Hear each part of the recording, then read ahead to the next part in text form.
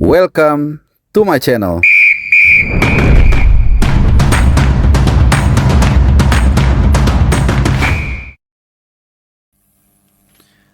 Ya, selamat pagi, selamat hari Minggu dan juga welcome to my channel, teman-teman semua dimanapun kalian berada. Semoga kalian dalam keadaan sehat, dalam keadaan happy. Dan ada satu berita yang mungkin bisa kita lihat dari dua sisi, di mana dari thumbnail dan dari judul mungkin kalian sudah bisa ya menebak atau menerka ya apa yang akan gue bahas. Jadi kira-kira jam 4:30 ya, setelah gue mengikuti kompetisi sepak bola, agak malam pulang ngobrol-ngobrol, nonton Juventus Venezia masukin babak yang kedua, terus gue lihat skor 0-1 ya, tapi tiba-tiba kemudian jadi 1-1. Wah, seru juga nih. Tapi gue mikir bikin raport pemainnya besok aja deh, karena ada beberapa juga kan yang mau gue bahas. Ivar Jenner juga yang kemarin main 90 menit tahun Vitesse Arnhem dan lain-lain gitu ya, dan juga Ragnar di Dender. Tapi kemudian tiba-tiba ada surprise ya, di mana Venezia akhirnya berbalik unggul 2-1 dan juga melalui gol dari Jay Itzes. Jadi Venezia ini tertinggal lebih dulu di babak yang pertama lewat Gatti ya, kemudian disamakan oleh Elson dan kemudian ada gol dari Jay Itzes di menit ke-83.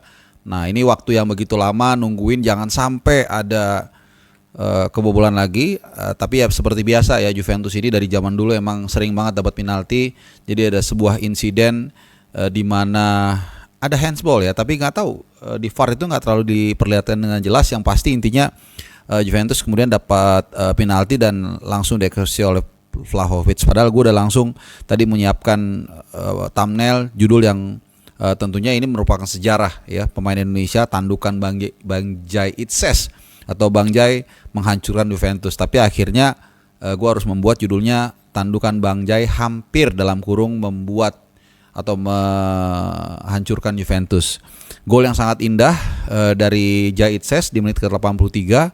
Awalnya gue juga nggak terlalu ngeh karena berlangsung begitu cepat, tapi kemudian ada selebrasi dan gue lihat kamera itu tertuju kepada Jay Itzes. Ya, dia agak sedikit ekspresinya beda, bukan hanya sekedar senang karena mungkin rekan setimnya mencetak gol, tapi dia sendiri kelihatan sepertinya merasakan aura tersebut. Dan ternyata memang betul dia ngegolin tayangan ulang. Wah, keren banget, gokil banget golnya. Dan ini memang kelebihan dari Jay Itzes ya, di mana musim lalu dia mencetak 3 gol di Serie B bersama Venezia, dan musim ini adalah gol pertama dia dan ke gawang Juventus. Jadi kalau total dari catatan statistik, Bang Jay ini sudah mencetak 8 gol di klub ya, baik saat di Liga Belanda atau Eredivisie maupun di Venezia, baik di Serie B maupun di Serie A. Secara total dia sudah mencetak 9 gol di sepanjang karirnya, termasuk juga 1 gol di tim nasional senior waktu kita mengalahkan Vietnam 3-0 di Midin di round 3 kualifikasi Piala Dunia 2026. Jadi pertunjukan yang sangat brilian ya dari Bang Jay, di mana kita memiliki satu back yang sangat luar biasa, bukan hanya soal bertahan, bukan hanya soal bisa bahkan mencetak gol, tapi juga punya leadership yang tidak diragukan lagi. Jadi luar biasa, tapi sayang memang hasilnya tidak berpihak kepada Venezia. Dan ya kalau gol tuh gokil banget lah, pokoknya keren, dan juga tentunya bisa membantu mendongkrak posisi Venezia ke di papan bawah itu agak lebih bagus lah begitu ya. Tapi dengan hasil ini memang ya nggak jelek juga, dalam arti 1 poin tapi dari Juventus dan di kandang Juventus ya, sehingga ini membuat akhirnya Venezia memang saat ini ada di peringkat ke-20, tapi bedanya dari peringkat ke-17 yaitu Como yang juga klub milik dari pengusaha Indonesia yaitu Grup Jarum, itu menjadi hanya 2 gitu dari gerbong terakhir yang nggak kena degradasi ya, walaupun tim-tim di atasnya itu seperti Monza, Verona, Como, baik yang lain-lain itu belum main. Jadi kalau mereka main ya mungkin konstelasinya agak berubah lagi. Bisa jadi dari 3 tim yang gue sebut tadi kan, bukan tidak mungkin ada 1, 2 atau 3 bahkan mendapatkan poin baik 1 maupun 3 yang membuat gapnya akan menjadi jauh. Tapi sekali lagi ini satu hasil yang memang kita bisa lihat dari 2 sisi ya. Optimisme bahwa ya kita punya back yang sangat berkualitas, mungkin kalau boleh dibilang berkualitas dunia ya. Dan tapi di sisi lain juga sayang banget tadi nggak tercipta, nggak membawa pulang kemenangan yang tentunya ini waduh bakal heboh, bakal rame. Ini pun gue yakin bakal rame besok karena ya itu tadi dia seorang back, kemudian juga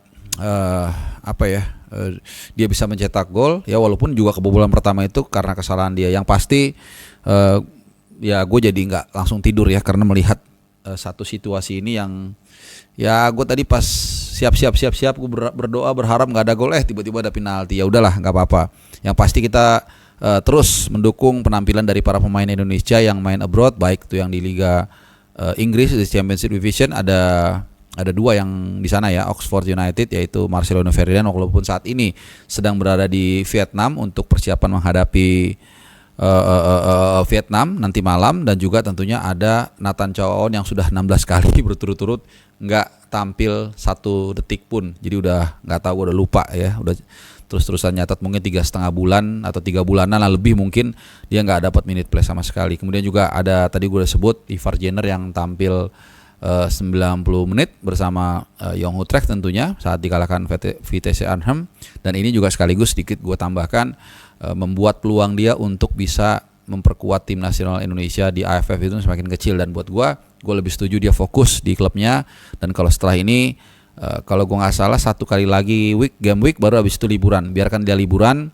Kemudian karena nggak akan kerasa deh, percaya nanti tiba-tiba udah masukin Januari, begitu Februari itu hanya 28 hari, tiba-tiba kita sudah dihadapkan kepada kasakusuk yang akan kita sambut ya, pertandingan bersejarah, pertandingan ke matchday ke-7 di kualifikasi Piala Dunia round ketiga menghadapi Australia dan juga Bahrain tanggal 25 Maret. Jadi ya gimana ya gue bilang sayang banget sih ya kita atau Venezia nggak bisa memenangkan pertandingan itu, tapi ya again semua butuh proses, butuh waktu, dan gue yakin soon or later Venezia maupun tim-tim lainnya yang dibela oleh para pemain Indonesia ini bisa bangkit. Dan kalau kita sedikit mungkin lebih jauh ke depan melihat kualitas dari Bang Jai, melihat apa semua yang spek yang ada di dia, gue yakin kalaupun ya kita berharap tidak, tapi kalaupun Venezia itu terjerembab ke degradasi atau ke Serie B musim depan, gue yakin akan banyak klub-klub yang akan menampung dia. Memang banyak isu-isu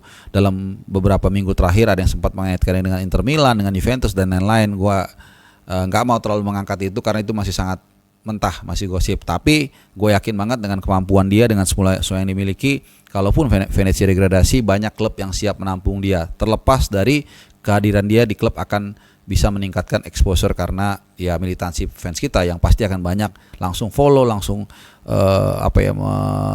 menunggui begitu ya sosmed dari klub yang akan dibela oleh JITS kalau memang dia pindah musim depan. Oke, terima kasih, itu aja sedikit ya review dari Gong. Usah banyak-banyak, singkat, padat, dan juga nggak terlalu panjang. Semoga ini bisa memberikan vibes yang positif buat kita semua dalam mendukung Merah Putih lolos ke Piala Dunia. Terima kasih teman-teman dan bye-bye.